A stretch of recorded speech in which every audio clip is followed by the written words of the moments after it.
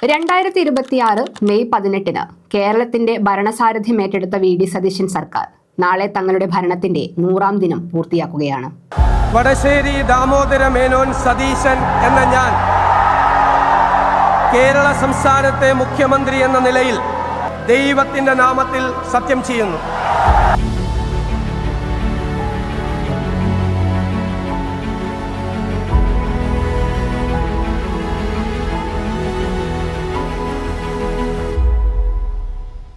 വാഗ്ദാനങ്ങൾ നടപ്പാക്കാനുള്ള ദ്രുതഗതിയിലുള്ള നീക്കങ്ങൾക്കൊപ്പം വലിയ വിവാദങ്ങളും തർക്കങ്ങളും നിറഞ്ഞതായിരുന്നു ഈ 100 ദിവസങ്ങൾ. മുൻ പിണറായി വിജയൻ സർക്കാരിന്റെ ശൈലിയിൽ നിന്നും വേറിട്ടൊരു ജനാധിപത്യ പാതയൊരുക്കാൻ വി.ഡി. സതീശന് കഴിഞ്ഞിട്ടുണ്ടോ?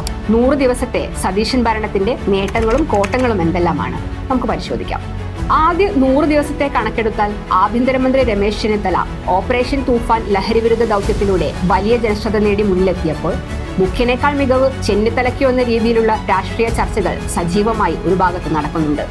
ആരോഗ്യവകുപ്പ് മന്ത്രി കെ മുരളീധരനും തദ്ദേശ സ്വയംഭരണ വകുപ്പ് മന്ത്രി കെ.എം. ഷാജിയും വകുപ്പുകളിലെ ക്രിയാത്മകമായ ഇടപെടലുകളിലൂടെ ജനശ്രദ്ധ നേടിയിട്ടുണ്ടെങ്കിലും പല വകുപ്പുകൾക്കും ഇനിയും പൂർണ്ണമായ ട്രാക്കിലേക്ക് എത്താൻ കഴിഞ്ഞിട്ടില്ല. ആശാവർക്കർമാരുടെയും അങ്കണവാടി ജീവനക്കാരുടെയും വേതന വർധനവ്, സ്ത്രീകളുടെ സൗജന്യ ബസ് യാത്രയ്ക്കായുള്ള പ്രിയദർശിനി സർവീസ്, വയോജന വകുപ്പിന്റെ രൂപീകരണം, സാമ്പത്തിക പ്രതിസന്ധിക്കിടയിലും ജനങ്ങളുടെ കൈകളിലേക്ക് പണമെത്തിച്ച ഓണക്കാലം, വിപണി ഇടപെടലും സാമൂഹിക പെൻഷൻ വിതരണവും, ആഭ്യന്തര വകുപ്പിന്റെ ഓപ്പറേഷൻ തൂഫാൻ, അഴിമതിക്കെതിരായ യുവജന പങ്കാളിത്തം ഉറപ്പാക്കുന്ന പ്രോജക്ട് സീറോ, 73,000-ലധികം മുൻഗണനാ റേഷൻ കാർഡുകളുടെ വിതരണം, അക്രമകാരികളായ തെരുവ് നായ്ക്കളുടെ ദയാവധത്തിനായുള്ള പ്രോട്ടോകോൾ എന്നിവയാണ് സർക്കാരിന്റെ പ്രവർത്തനങ്ങളുടെ ഹൈലൈറ്റ്. മന്ത്രി സണ്ണി ജോസഫിന്റെ പേഴ്സണൽ സ്റ്റാഫ് നിയമന വിവാദവും ശബരിമല കേസിലെ പ്രതിഭാഗം വക്കീലിനെ ദേവസ്വം പ്ലീഡറായി നിയമിച്ചത് വഴിയുണ്ടായ സംഘിവൽക്കരണ ആരോപണങ്ങളും PM ശ്രീ ഉപസമിതി റിപ്പോർട്ട് വൈകുന്നതും സർക്കാരിന് കല്ലുകടിയായി.